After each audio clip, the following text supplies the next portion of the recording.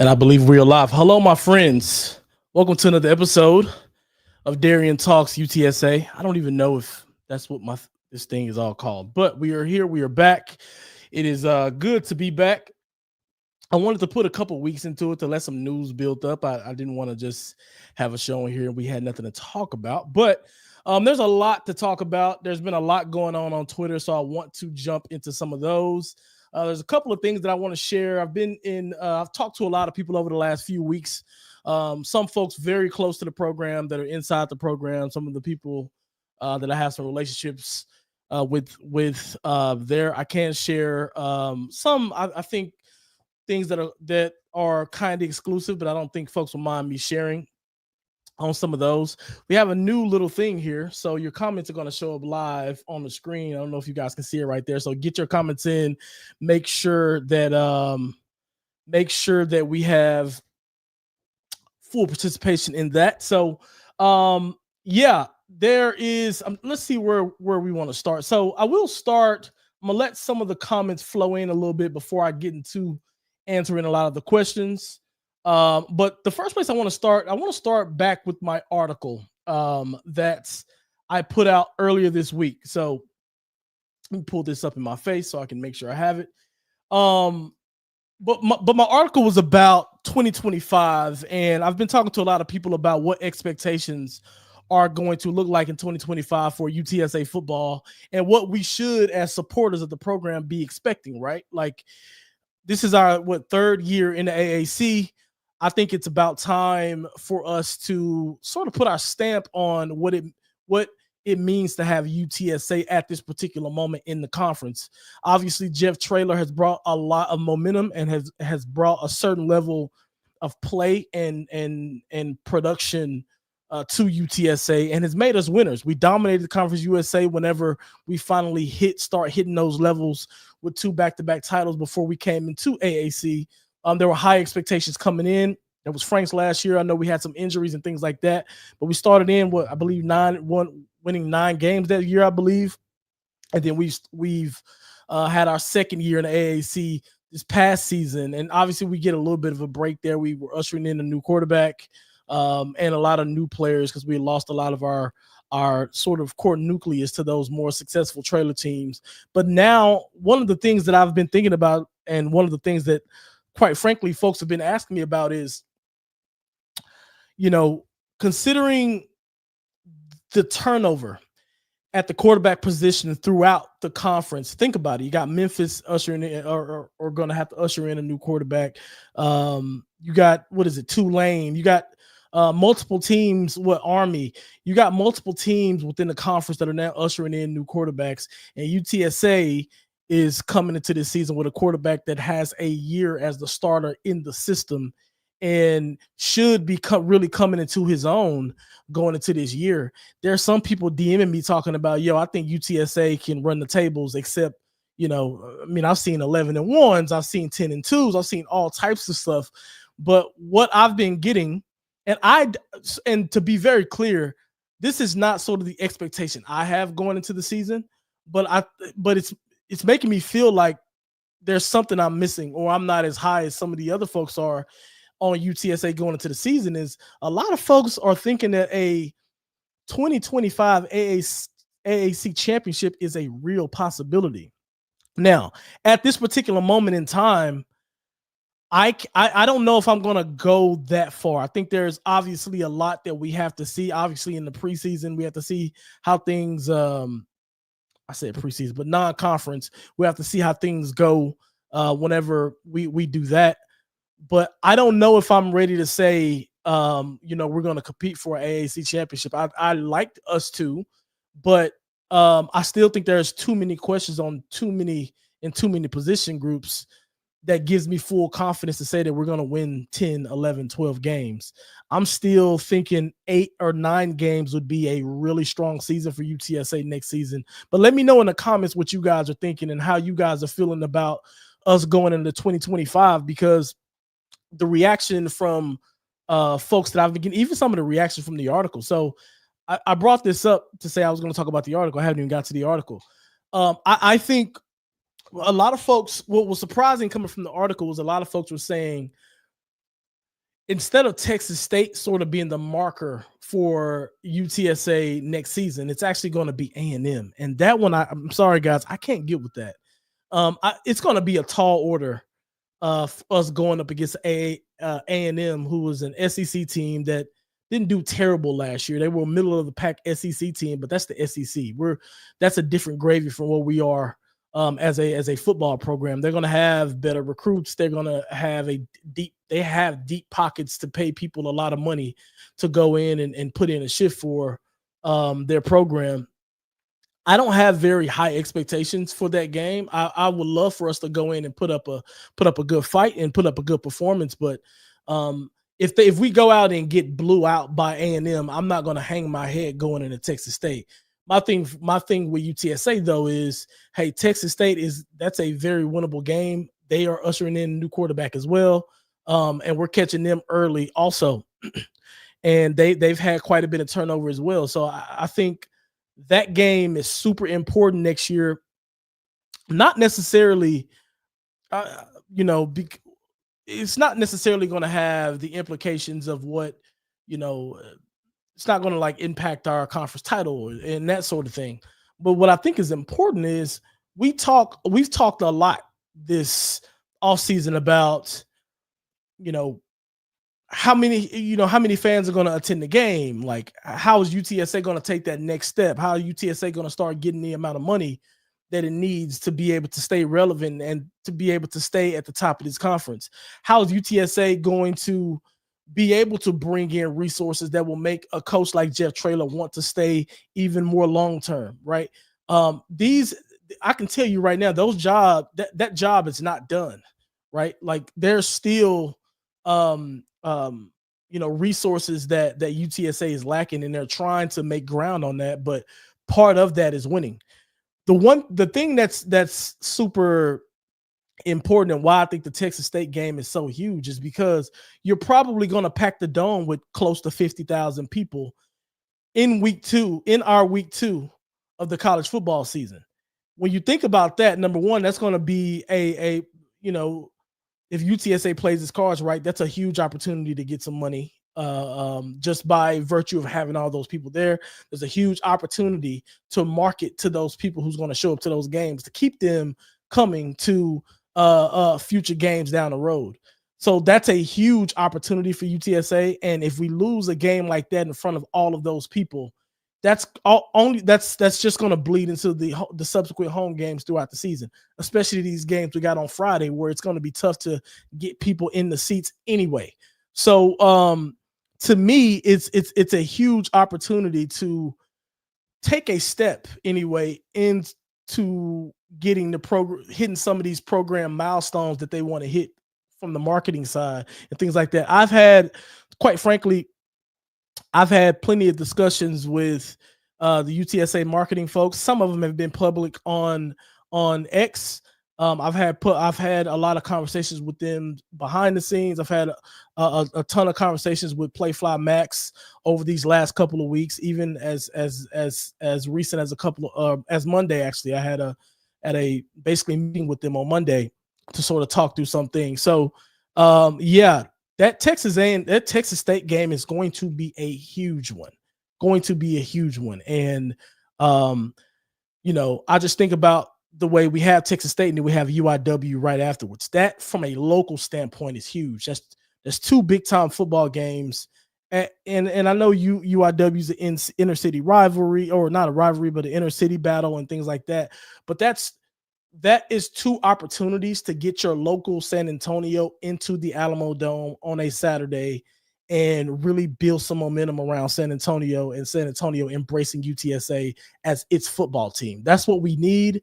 And I think that Texas State game is super important because of that. So anyway, I wanted to kind of start out with just giving you guys my thoughts in voice on the article, because there was a lot of comments and a lot of interaction on that, and I couldn't respond to all of it, but I wanted to give you guys my, open thoughts on that here. So without further ado, it looks like we got some comments rolling in. I am going to go through some of those now.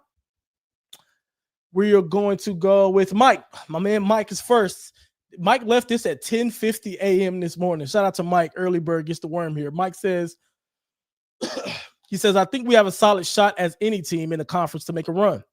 They the key will be the health of the O-line. We have to protect Owen and open up holes for the run game. Listen, I think a lot of folks have been keying in on this O-line discussion, and a lot of folks have been asking me about the O-line and things like that. Here's my thing. It's like I can go and look at tape on the offensive lineman and say, hey, that guy is really good. He did really well based on what I've seen on film. But more than any other position group on the football team, that offensive line has to be a cohesive unit. That tackle is going to have to trust that guard to get his man, and so on and so forth. They're going to have to trust each other whenever they go, double team and go to the second level and do all these things, right? It's about working with that guy right next to you. And I think that even if we have very good individuals, a lot's going to have to do with how they come together during camp, and how they come together and be sort of a unit, right? That's hard to see through tape. It just is. Some of these skill positions, and some of these positions that have a lot more individual responsibility, it's easy to look at tape on those guys and say, hey, this guy can come in and contribute right here, right now, because those positions have more individual responsibility than these offensive linemen, where everything they do is to make sure they maintain a cohesive structure within the unit that they're a part of on that offensive line. So I hope the offensive line is healthy. And yeah, I think I'm hoping that those guys are spending a lot of time together and understanding what's required, and understanding tendencies from each guy that's next to them, so they can be a cohesive unit that's poised to dominate. Mike says, I would even say that this is a must-win year for the runners. With the success of the other UTSA athletic teams, this year's football team needs to keep pace at the moment. Mike, I think this is a really good point here. Number one, I think, and this is sort of what one of the reasons why I really wanted to do this show today, is like, as I look at the success of the baseball team and women's basketball and some of the other programs that we have that are really starting to strut their stuff and show themselves, the UTSA football team has obviously done really great things over the last 5 years compared to where we were before that. But we have a head coach here who is highly touted. He is someone who can leave. Let's be very, very clear about that. And I can tell you one thing too. He is, from my understanding, from my read, and this is both from afar and up close and personal. From my read, he is obviously committed to UTSA, but yeah, like, here's just what I'll say, to not say too much. Don't get that loyalty. Don't think that he just will sit here and accept anything, right? Don't think that he'll sit up here and accept anything. I'm not going to mouth some of the things he said to me directly, but I can tell you he's passionate about the team and passionate about San Antonio, but he's also passionate about resources. And I think what I worry about, the reason I bring that up is because whenever I think about UTSA's overall success, I think a lot of that is attached to him. And if you start to see him not being successful, it's probably going to be a result of, there is probably some resources or something that's aiding to him not being successful, because him as a coach, he comes in and he delivers. We haven't had a losing season with him, under his stewardship, right? So the way I look at this is, if UTSA football starts to not succeed and starts to go in the other direction, not only does that mean bad for UTSA, but it could very much lose all of the good things that it has going for him. So whenever you mention here, keep pace and momentum, that momentum is, sometimes momentum is like, it's this intangible thing that like no one can really explain, right? It's almost like an energy. Well, not only will we lose the momentum from an intangible perspective, but let's not underestimate the possibility of losing something tangible with that as well. That's coaches, that's players, that's buy-in, that's supporters, everything. So yeah, I think it's a really pivotal season for UTSA, and yeah, man, I'm excited for it. I think we're poised to have a good year, but we need to start off fast. Shout out to my man Kermit. Kermit says, very intriguing string of transfers we've gotten since the last show. Have you had a chance to check out their film? Yeah, I've had a chance to check out. I don't think I've the last guy. I don't have him right in front of me.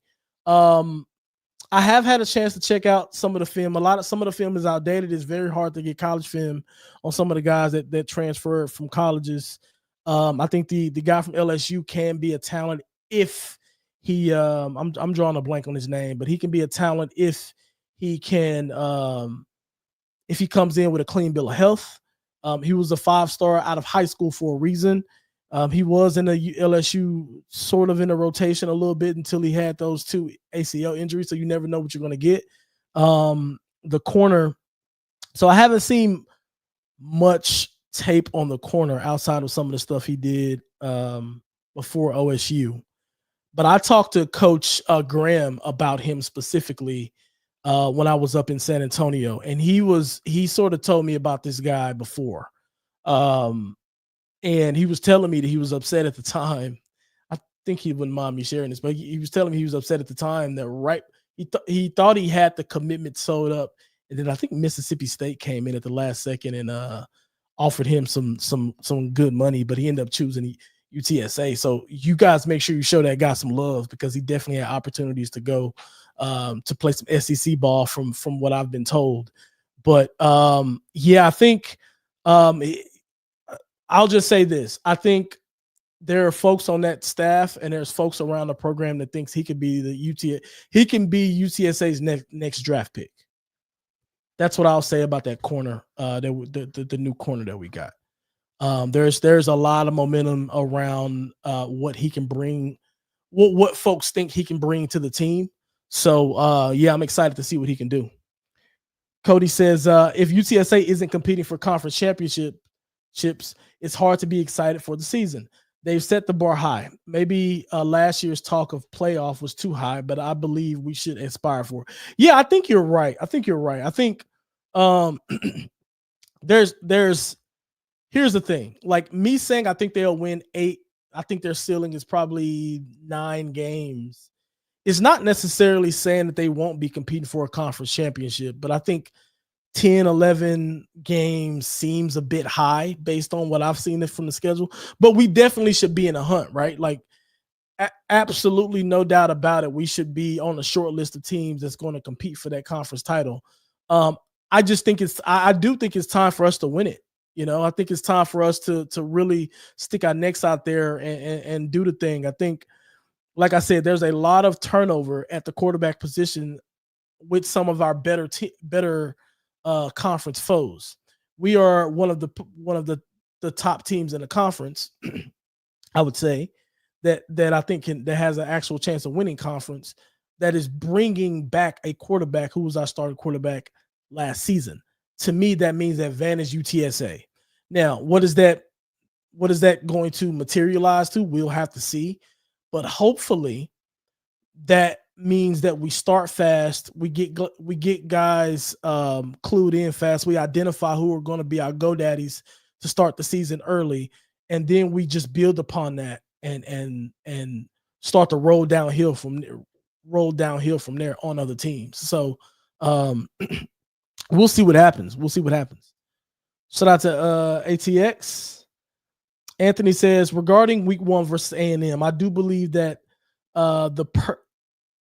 wait, I'm sorry. Let me read this. He says, regarding week 1 versus A&M, I do believe that is the perfect sleeper matchup for us to where we can go and punch them in the mouth and take the win. Aggies believe they're better than what they are. Yeah, but to me, so yes, ultimately, I understand where you're coming from, and I do think there's an opportunity for us to go in and maybe shock, pull out an upset, and surprise these people. But here's my thing: I am not going to go in with the expectation that we get that done. I am not going to go in pressuring the team to get that done or pressuring Coach Traylor to get that done. Obviously, you want to go in and try to win every single game. I'm not saying I'm not going to like back us to go in and get a result that we want, but at the same time, like I'm not going to give them flack if they don't get that done. If they don't get it done against Texas A or Texas State, there's going to be some problems. We owe Texas State for what they did to us last season. 100%. I know everybody in this chat has a bad taste in their mouth from what from what Texas State did to us last season. So to me, we got to get our get back there. You know what I'm saying? We got to get our lick back 100%. So to me, if we don't come out and show up that game in front of 50,000 people in a packed dome, then that's an issue. That's a problem. And to me, I understand Texas State is good. They are riding their own momentum. They're coming off back-to-back 8-win seasons. GJ Kinney over there has done a really good job at getting that team ready and prepared and got them firing on some good cylinders. They're going to be a good football team, but they're coming to our home. We have a quarterback that's returning. We've done all this good recruiting and bringing in a lot of these guys that have high value, at least perceived high value. We need to go in and get that job done. So I expect us to go in and handle Texas State, right? And I'm going to be very critical if we don't. A&M, yes, I would like to go punch them in the mouth, but some folks are expecting us to go in and punch them in the mouth and come out of that game with a win. I would like us to do that. I'm just not expecting us to. And that's that's kind of my sort of take on that. ATX says, I see a lot of parallels between the 2020 to 2021 season and the 2024 and 2025 season. I'd like to understand.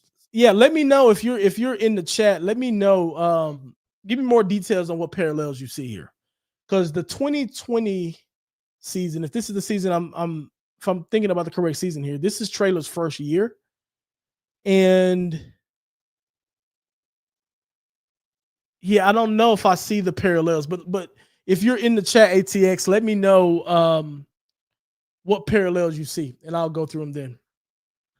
Elijah says, at the very least, we have a culture and expectations of winning. Yeah, now Elijah is on to something here. That's exactly what I think is important here that we've established. And I think I put out a tweet earlier this week, and I kind of talked about Coker's era versus Frank Wilson's era versus not versus, but I was just going through their eras, each head coach's era and what they've brought. And I thought Coker, obviously, he injected the momentum and the excitement about UTSA football. And, we had some 8-win seasons in the WAC. We had a 7-win season in the WAC. And we had an 8-win season in the Conference USA. So he gave us he came in, injected some momentum and excitement around the program. And then he made us relevant in Division I conference play. Frank Wilson, we didn't win very much with Frank Wilson. Was not my favorite coach, but from everybody I talked to around the program, or a lot of the former players I talked to that was around the program when he was there, what they all tell me is he, from a operations standpoint, really leveled up what UTSA was bringing to the table and demanded more from the administration to make sure that we were moving and operating as a first tier, first class team from an operations standpoint. I'm talking about hotels, I'm talking about buses, I'm talking about travel, I'm talking about the way the guys dress and things like that.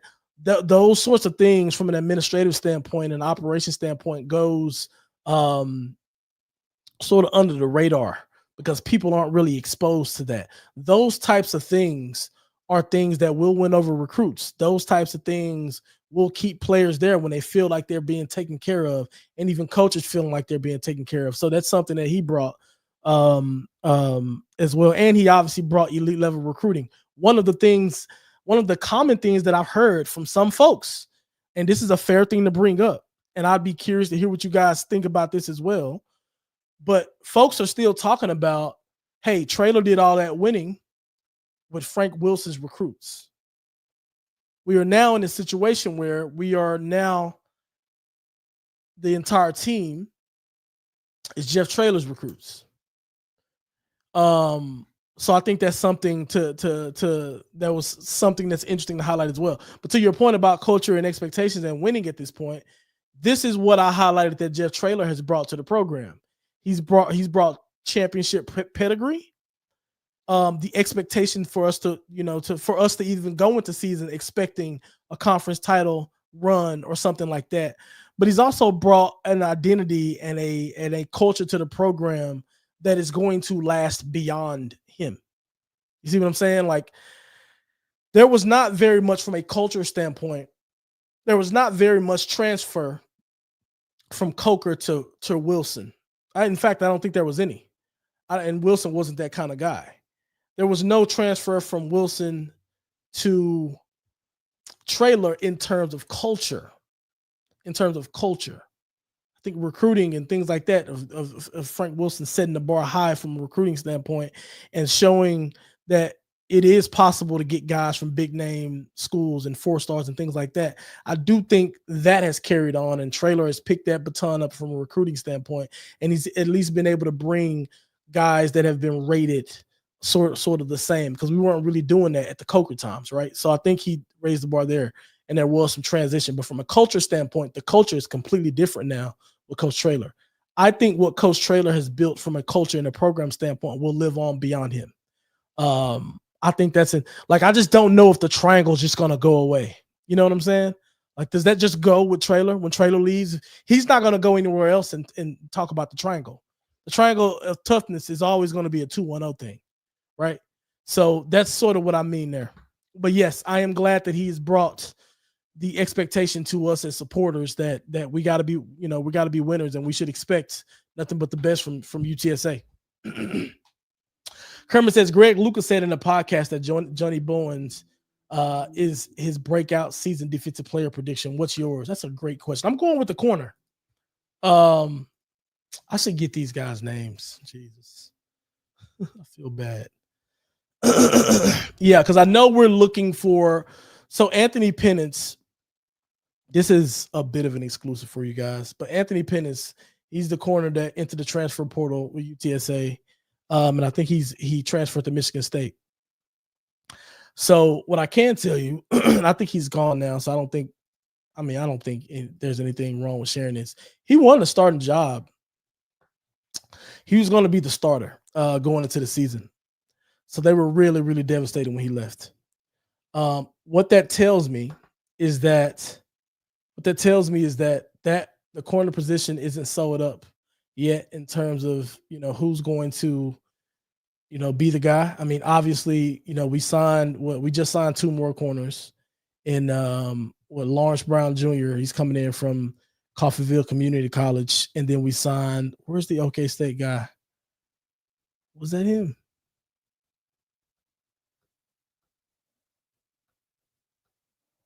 This is going to bother me.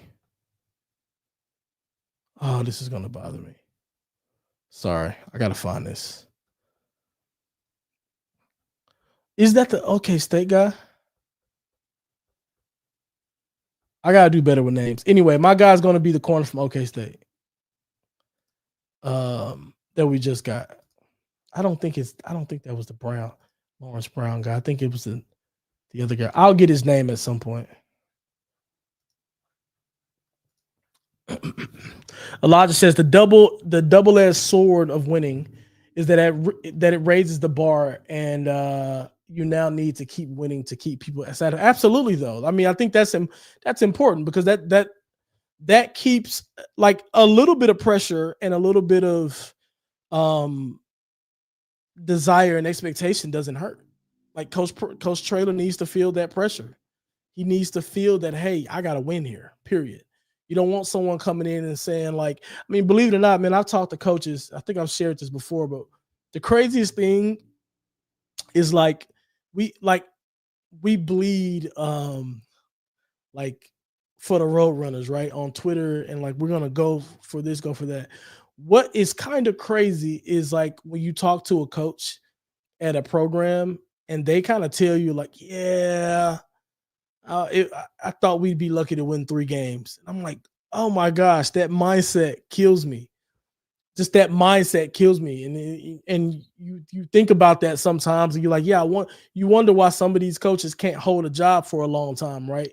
Because the fact that that's their mindset at all, and I get sometimes like I get it, like they're real people. You got to be realistic. If you don't got the talent, you just don't got the talent. Or if you've done a crappy job at like game planning or something like that, or somebody was off it or something like that. I understand there's a realism that comes with it. But to me, the mindset needs to be I'm under pressure, needs to be I have to. I mean, this is a high, this is a this it we're in a winning that's a winning kind of business, you know. You have to be on it every day. There's someone your opponents are going to be working every single day trying to get an edge against you, you know, over and over. And I think that pressure is what's going to make some of these guys good, the guys who are able to rise up to that. So I don't think it's a double-edged sword at all. Like you want the bar to be raised high. You want the bar to be raised high. Anthony says, with our running back room even more stacked with new additions, do you have any concerns with share of carries? Or do you see this as giving us more weapons to you? This is a great question, and I'm so glad you asked this. I have thoughts here 100%. I think I've shared this before, but I will share this again. Although I am happy that it seems like we got a lot of talent at the running back position, I feel like I only want to see one or two. I want to see 2 guys carry the most of the load. We had too many games where you had 4 or 5 running backs running the ball. Bro, I'm not trying to see that. Like, we were at our best when we had a big time, the Sincere McCormicks of the world and things like that. We need to establish a run like that. We need somebody to get in the rhythm and get in the field and be able to get used to carrying the ball, 18 to 21 times a game. That's how you like. I want teams going in saying we have the game plan for this guy. Like, yeah, like we have talent at the running back position. But we've been operating on this 3-4 headed monster type of thing, and like, oh, we're just gonna give the guy with the hot hand. To me, you have to do too much feeling out the process throughout the game.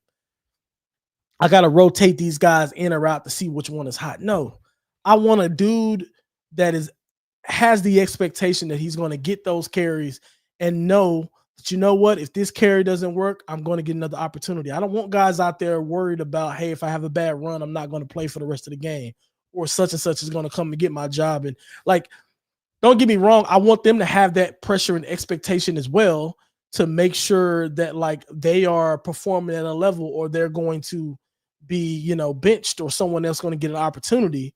But I would like an established 1 to 2 guys and maybe a third for gadget plays or something like that. But like, I want an established 1-2 punch, man. Like, I like all the talent and things like that, but I want an established 1-2 punch, guys that are going to get us a good opportunity to win games and be a dynamic offense. And I also think that I want to have guys that can do everything. You want to get guys that can block, they can pass catch, and they can run every single, running play that's called. That they can run a good counter, they can run a good power, they can run zone well. Like, they can hit the outside when need to. I want a guy like that. That's because it also makes you a little bit less predictable, and I want more than one guy like that. It makes you a little bit like, for example, whenever Will Henderson comes in the game, and this is no shot to him, but like, it's also going to be a thing that he's going to have to develop as well, because whenever he comes into the game, if they don't use him often enough, they're going to know, hey, this guy, they're going to have the scouting report and realize, hey, this guy ran a 10-4 or 10-3 or sub 10-3 or something, as a 100-meter runner in a track on a track team before in high school. They're going to know, hey, UTSA is going to want to get him into space. They're also going to look at those big runs that he had, some of those that were called back last season, and say like, we got to be careful about this guy. But if you're only going to bring him in to do a jet sweep, you think the defense is not going to know that? It was so obvious when he got in the game what we were going to do, you know? So I want guys that has dynamics to them get to their games to where they can be in on each and every play, and it makes us a little bit more unpredictable. Mr. M says, what would be your starting lineup for receivers or corners? Who would be your backups? 4 CBs, six receivers. So that's tough because I don't know if I can do that many. Receivers, I think you got to go Amador. You got to go Devin McEwen. The tricky part is the new guys because you hear things, you watch film, you see them a little bit catch passes while they're out there or when I was at practice, but I don't know if they're like ready to start. I'm sure Randall is going to get some opportunities. I think those are your for sure guys that are going to like those are 3 guys. I mean, there's so many receivers we have, dude. It's like it's hard to go at the corner position. I honestly don't know at the corner position because from my understanding, it is pretty open. From my understanding, I can tell you that, like I said, our guy from the transfer that we just got in is probably going to play. I think Jakevian Rogers at the corner position is going to play as well. So I'll say those are my 2 corners. Receivers, there's just so many. It's hard to go through. I just gave you a few names. I did half and half. I gave you 2 corners and 3 receivers. We'll go. We'll leave it there. But I just think those positions are wide open. It's hard to know at this point. I hope UTSA makes the A&M game competitive. I don't care about us losing per se, but I really don't want another blowout like Texas and Tennessee. Listen, I don't want to blow out either, and I do think we need to go in and handle ourselves properly. But they are an SEC team. They're going to be bigger. They're going to be faster. They're going to be stronger. And we're going to College Station. Like, they're going to be trying to like really, really strut their stuff to create excitement in their fan base. Also for what they're going to do. So it's going to be a tough game, bro. They're going to try to embarrass us. I hope we go in and give a good performance, but by no means am I going to put in the expectation that we win, but we'll see. ATX says, my thing about the Aggies is that they're SEC in name only. They almost blew it against Bowling Green last year, a MAC team. They're beatable. I'm sure they're beatable. But to me, a lot of the times we get on the field with some of these teams and we don't know until we know. So, I mean, we'll see. That's what I'm saying. A lot of people are like super confident in this A&M game, and that it's kind of not confident, but they expect a lot from us in this A&M game. And I think that's cool, but I just don't want people to be throwing their hats in the air if we do not perform well against them. You got to think about it, guys. Like, we do have a returning quarterback, but for example, what I just say about the corner position, I don't think we know who the starter is going to be. I don't think so. I don't think that's decided. Yet. Maybe it is, but I don't think that's decided yet. Based on what I've seen and what I've heard, I don't think that's decided yet. A lot of this stuff is going to be learned on the fly, like even at the safety position. We just lost safeties, very good ones at that. Guys that are being invited to. I mean, Elijah Davidson's that got invited to one of the NFL rookie mini camps. I mean, safety position is another position that like you look at and you say, hey, who's going to come in? I mean, we got some guys there that I like. I like Jimmy Warwick at safety. I like Elijah Newell coming back at safety. But yeah, like, there's still a lot of questions that have to be answered across the team in a lot of positions, even running back. Running back to a degree. I mean, Brandon Hott to me was I think the running back that I was most excited about coming into this season until he left and went to Cal. So when you think about even that position, like, yes, you got Robert Henry coming back, but there's other guys that's going to have to come in and show themselves as well. We still need. We still need more at the receiver position. We still need to see how they do. Obviously, the offensive line, I feel good about what we're bringing back in our front seven and like the guys that we have and we've brought in for our front seven. But there's just so many questions about what the team's going to look like that I don't expect us to get those to get everything right in game one against the A&M team where we'll likely be overmatched. Max says, I hope wait, no, I already did this one. Cypher plays Roblox. Shout out to you, man. I don't think we've met on the show. So thank you for being here. Oh yeah, of course. Hit the like button and subscribe to the channel. For you guys who are here. He says, what do you think the starting lineup should be and who would be your backups? That's a big question, my boy. I don't think I can go through the entire starting lineup, but that's just tough. That's tough to go through the entire starting lineup. But check with me closer to the season. I'll see what I can do on that one. I don't think I have enough time to do that either because there's a lot of other questions to get to. Mr. M says, do you look at QBR more or passer rating? Example, Owen had a lower passer rating than Seth Hennigan, but a higher QBR. Yeah, I'm not. So I'll be honest with you. Like, I am not huge on any of the rating systems that they have for QBs. Like, I'm not huge on passer rating or QBR. I like to look at totals. Like, I almost go through my own. I mean, it sounds bad, or it may sound arrogant, but whenever I'm like really, really evaluating a quarterback or really, really evaluating any player, like I like totals. I'll just stick to quarterbacks for now. I like to look at totals, averages. I like to look at how good are they on third downs, how good are they on fourth down, what's their average yards per completion, and their numbers under pressure. That's what I like to look at. And I sort of make my own,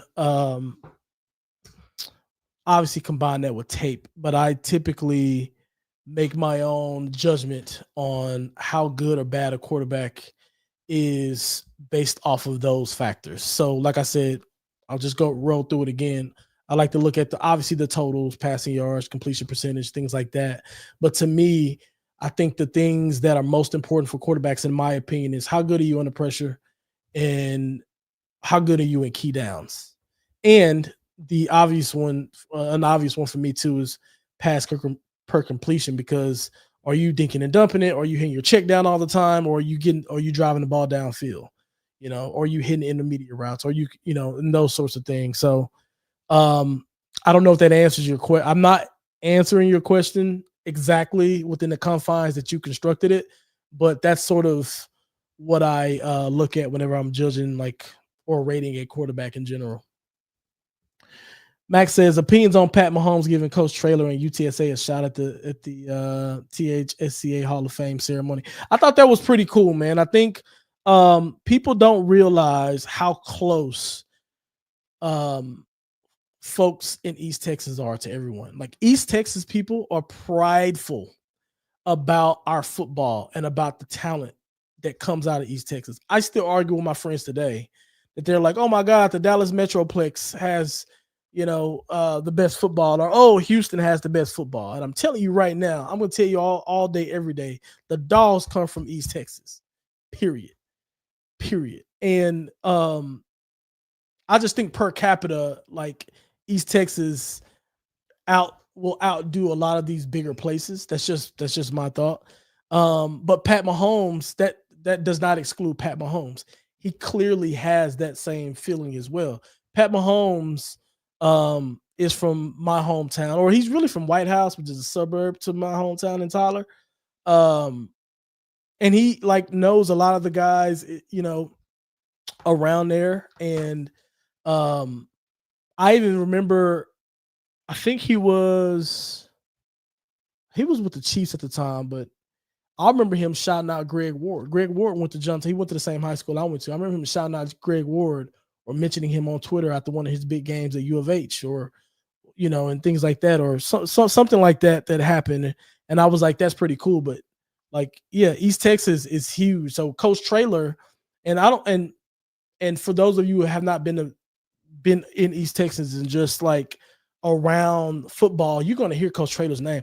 Listen, I grew up hearing about Coach Traylor, bro. Like I lived in Gilmer for a little bit of time, a couple years when I was living back home.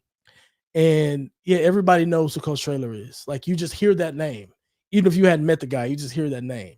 I mean, the stadium is named after him up in Gilmer. So big time dude, and that was a huge shout out.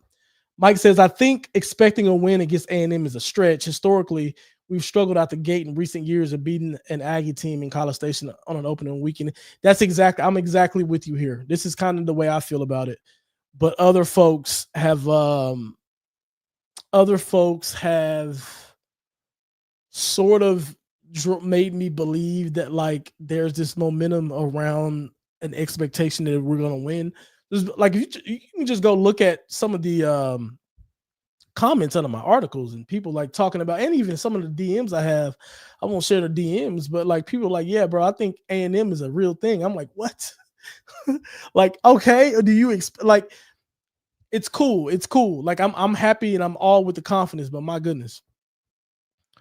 Anthony says agree on both points there. Texas State yeah, it's a must win, no doubt, dude. Like there are folks who were replying to my article saying like I'm blowing it out of proportion on how big the Texas State game is, and I'm like, no, I'm not. No, I'm not. I can tell you this, and I didn't even get to some of the exclusive parts. I can tell you this. Texas, the like the people around the program have goals they want to reach. And the Texas State win not only like satisfies the on-field goal, but the off the field goals that we want to hit. That's going to help sustain our longevity at being at this level and helping sustain our longevity by being able to pull in more resources. That one is going to be a big deal in terms of, hey, did we take a step forward in 2025 or did we take a step backward in 2025? I guarantee you us winning Texas State is going to be sort of going to have a lot to say if we took a forward step or a backward step. Now, if we were to lose to Texas State and then go on to win conference, then you got me. That's a different type of ball game. But to me, if we do lose to Texas State, that also shows you sort of the capabilities of what our team's going to be able to do. That's a tricky situation. Tricky situation. I do use that a lot. People be trolling me about that, but I love it. I'm probably gonna get some merch that says tricky situation on it for the season. Be on the lookout for that. Anthony says, however, a win over an SEC team could come in hand. Bro, listen, if we somehow pull off a win against A&M, bro, I'm doing backflips. Let's be very clear about that. I just don't expect us to. I hope we do. I don't expect us to, though. That is if we find ourselves in a rare situation. Let's see. ATX says 2020 and 2024 had their periods. Oh, yeah, this is in reference to his question earlier. He said 2020 and 2024 had their periods where the team struggled, but they ended up with a winning record and a bowl game with promise of a better season. 2021 showed what happened when everything came together. So, okay, I see what you're saying here. So you're saying 2021 struggled out the gates, but still managed. Okay, I see what you're going. I see where you're going with this. So you're basically saying 2025 could be poised for a year where we actually put it all together and then potentially, win a conference title. Yeah, I'm with you. All right, 2025 could potentially be that with now a more mature team. I see what you're saying. I'm with you. I'm tracking. I agree. But we got to see. We got to see how it plays out. There's still a lot of unknown things that we have to navigate through and figure out. Texas Maximus says, where would the UTSA play when the Alamo Dome is being renovated? When are they Alamo Dome renovations? When is that actually happening? This is something that has slipped my radar. Alamo Dome renovations. Um, I don't know. That's a good question. I don't know to answer your question. Hopefully somebody hopefully somebody in the chat can answer that question. Kathy says, thanks for the mindset comment. We cannot go into any game that we can't win. Any game that we can't win. I'm hoping this tighter discipline will create more wins, especially up front. Yeah, man. I think you bring up a really good word there when you talk about discipline, and that's one of the things that Coach Traylor said to me directly was, they're going to be a more disciplined football team um, because there were too many penalties last year. So yeah, he said that publicly as well, but um, yeah, I think this is a great point here. I'm hoping the tighter discipline will create more wins. It should. It should. It should. We shot ourselves in the foot way too much last year with stupid bonehead self-inflicted penalties and just bad decisions. Just bad decisions. Kathy says Coach Traylor has had the expectation that we need games to lose before we can become a winning team. That's not a good attitude for anyone, and it directs the outcome. Yeah, look, I think any coach can look at a team and say, hey, like, there's lessons that need to be learned over the course of a season. That don't necessarily mean you prepare, but I don't get the impression that guy is running the ship. He's going to say things in public, but that dude is all passion. He's all gas, no brakes. So even if he has said some of these things in public, there is no faulty mindset that he's distilling out to his team. I can assure you that. I can assure you that. Let's see. Who do you have as QB2? Brandon Tennyson. I watched the quarterbacks throw when I was at UTSA the other day. From my view, I don't think the other guys are ready. The freshman, the freshman we brought in, he's a freshman. He's not going to come in and be a backup or anything like that. He's a really big kid. He has a prototypical size for what you want to see in a quarterback from a size standpoint, but he's going to need some time to develop. I saw our transfer from BYU. I thought he looked all right, but I think there are elements to just his passing mechanics that I think could use some refinement, and he's young as well. So you never know what things could look like. I think Tennyson looks like that he looked the best outside of Owen. 100% comfortable throwing the football. He throws a really good ball, by the way. I hadn't really seen him play much in person, and it was cool to see him throw the ball a little bit in person. He throws a really good ball. Like, yeah. So I think Tennyson, unless somebody comes in like randomly, I'd be surprised if he's not your QB2 coming into the season. Elijah says undefeated and winning the Natty. I wish. One day. Mr. M says, can't wait to hear the marching band again in the dome. Neither can I, bro. Game one, I'm with y'all for sure. I can't wait to be there. I should be there for UIW as well. So, hey, let's turn up at the tailgates and I hope to see all y'all there. I know we got a couple months, but I'm anticipating it as well. Mr. M saying that's a valid system, to be honest. I think you're talking about my quarterback thing. Yeah. Like, I don't get into all these ratings like that. I do like to look at the analytics, but the QBR and the passer rating, like, I don't know. I like to make my own sort of evaluation of a quarterback in general. Kathy says, of course, people in East Texas know Traylor's name. He's the reason they have a Starbucks. All right, easy now, Kathy. Easy now. We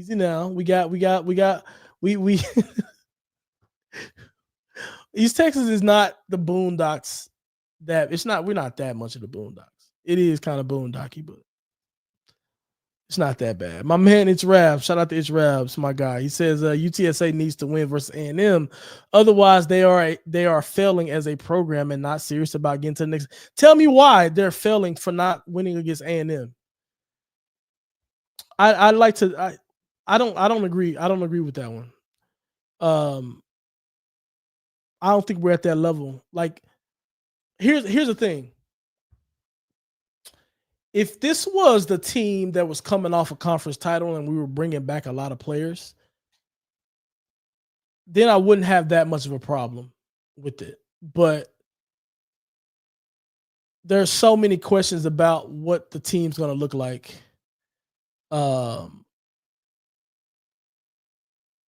Yeah, I'd be curious to hear more of your thoughts on this one. Kathy says renovation is speculated for 10 years out. Okay. Thanks for shout out to Kathy. She is contributing heavy to the chat today and being super helpful. And I don't know if she's been helpful like this before, but shout out to Kathy and welcome to the show. It's Rap says by 2030, if they haven't taken a serious step, might as well close down the program. Running out of time in this new college era, need to win games that matter in terms of brand. I tell you this, every time I'm about to wrap the show, It's Rap comes in dropping bombs, and it's huge and hilarious. Yeah, that's a little far. That's a little far. I don't think they should shut the program down. But here's what I will say. Here's the thing about It's Rap and what I love about it, but it's hilarious. It's Rap is like pretty extreme in like a lot of his comments, but he's low key on to something. There's substance in all of them. You just gotta like filter out some of the extremeness. So like the might as well close down the program is too far. But what I will say, and this is a question I asked on Twitter, and people get annoyed with me on Twitter. I'm not going to stop. Sorry, guys. But I am going to ask some of the tougher questions. And because I think it's necessary. And I think for people who are so passionate about the program, I cover this stuff every single day. To me, I think it is very important to sort of like take a step back and look at what UTSA has done and figure out like where are we headed. I think like I said before, the Coker era was pretty clear on what the thing was. Let's inject some momentum. Let's get something started. Coker was already old and was looking to retire at some point anyway. We're going to give him 4 or 5 years for him to build sort of a foundation that we can then build upon, right? Frank Wilson did whatever he did. I don't think that situation worked out the way they wanted it to, but so on and so forth. But like the program has made these aggressive steps forward. And I look at where we are now and I say, okay, first off, how do we take a step forward? And this is what I think It's Rap is talking about with some of the brand building, right? How do we take a step forward? And to me, the steps, like to me, that's very unclear because we are winning we are a winning football program and we are winning across other sports as well. But like if we are going to take steps into a higher, conference or something like that, he is right that we're going to have to start winning some of these games. He is right that we're going to have to start doing something that is more dramatic and more big time to create the kind of momentum that's going to make people come in and invest even more. He is right on all of those things. If we do want to take those steps, we're going to have to start making bigger waves as a program in general. And that's on all sports, but especially in football. So yeah, you got to filter out some of the extremes with It's Rap, but there's always substance in what he's talking about. All right, I'm gonna wrap up here. Yeah, we got a lot of questions today. Shout out to y'all for showing up today, man. Shout out to y'all. Make sure y'all like and subscribe to the video, subscribe to the channel. Texas Maximus says 10 years from renovations. Wow. Yeah, that's crazy. You're right. That is crazy. How do you feel about the Nike merge? I love it. I cannot wait till we get the gear. I don't know if you've seen, but I posted the Nike Pegasus 2005 kicks that are out. I'm telling you, they're white, black, and orange. You should pick up some. I'm not no sponsor for Nike. They need to holler at me though. You need to pick up some for the season, bro. I got some. If you go look at the media on my Twitter page, check it out. I can't wait to rock some of that stuff with the Nike merch that's coming. We should start to get visuals and start to see more in the next couple of weeks because the deal goes live with Nike at the first week of June. Let's see. It's Rap says UTSA will start to be Rice, UNT, and Texas State if we don't start winning versus P4 Texas programs. Some UTSA people may want UTSA to stay at Rice, UNT, and Texas State level, but that's why San Antonio won't support. You're not, and this is also shows what I was talking about with It's Rap before. There's substance in what he's saying.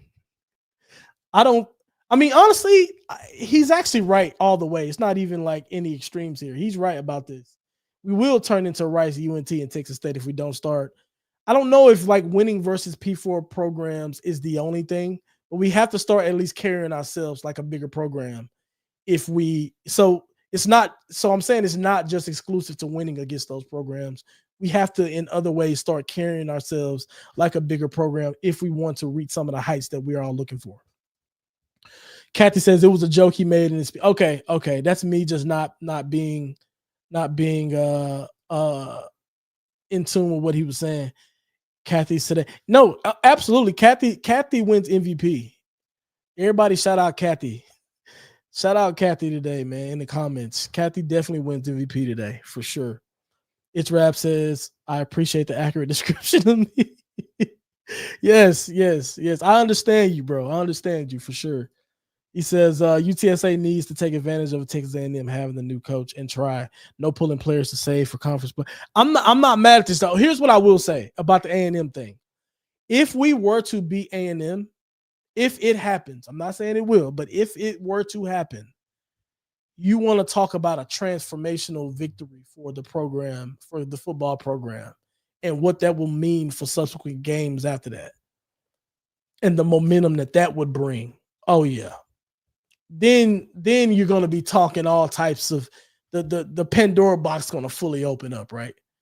If it happens. I don't know if it happens this year. I have a feeling that it won't, but if it does, that'd be crazy. Elijah says, bro, we're in an SA, all construction takes decades. That's facts. What's funny is like every time I've been coming to San Antonio for the most part, I come in from Austin, so I'm driving I'm getting in, I'm going straight downtown. So when I went to campus, a few weeks ago, I took a different route to go. I went straight 1604, and I was just like, bro, the construction is still here. I think I tweeted something like the construction just does not disappear at UTSA. I mean, in San Antonio, it just doesn't. I love San Antonio though. All right. I'm at the end of it. If I did not get to any of your questions and you have more questions, hit me up on Twitter at Darian_UTSA.